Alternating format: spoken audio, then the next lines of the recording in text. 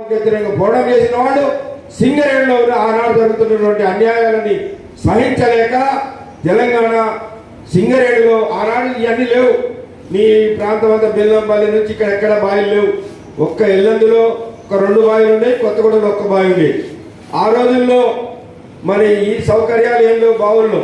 అటువంటి రోజుల్లో ఉద్యమం పెట్టిండ్రు. 1942లోనే మన సింగరేణి కాలేజ్ వర్కర్స్ యూనియన్ స్థాపించిన నాయకుడు స్థాపించి ఆనాడు పోరాటాలు చేసి అనేక హక్కులు సాధించుకున్నాం. ఇవాళ చాలా సంఘాలు ఉన్నాయి, కానీ ఆనాడు ఇన్ని సంఘాలు లేవు. ఒకటే సంఘం కదా, సింగరేణి కాలేజ్ వర్కర్స్ యూనియన్. ఎందుకు ఆనాడు సంఘం పెట్టినా వీళ్ళందరూ? ఆనాడు లేవు రాజకీయ పార్టీలు. ఆనాడు నైజాం నవాబు ఎవడైనా సంఘం పెడితే చంపి పారేసి, ఆనాడు బ్రిటిష్ ప్రభుత్వం దేశంలో నువ్వు సంఘం పెడితే ఏ పరిస్థితులైనా చంపేసింది. ఆనాడు సంఘం పెట్టినందుకు శేషగిరిరావు గారిని, రంగయ్య పాపాయిని కొత్తగూడెం దగ్గర అడవుల్లో కాల్చి పారేసింది.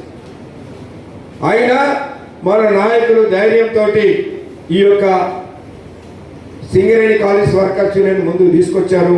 అప్పటి నుంచి ఇప్పుడు దాకా. ఎందుకంటే ఎందుకు మనం ఈ తెలంగాణ సాయుధ పోరాటాన్ని చేసుకోవాలంటే మన నాయకులు ఎవరైతే ఈ సింగరేణి కాలేజ్ వర్కర్స్ యూనియన్ సింగరేణిలో స్థాపించారో ఆ నాయకులు తెలంగాణ సాయుధ పోరాటం చేసిన నాయకులు, తెలంగాణని మన నైజాములు నవాబు నుండి విముక్తి చేసినటువంటి నాయకులు. కాబట్టి ఈ తెలంగాణ సాయుధ పోరాటానికి మన సింగరేణి కాలేజ్ వర్కర్స్ యూనియన్కి అవినాభావ సంబంధం ఉన్నది.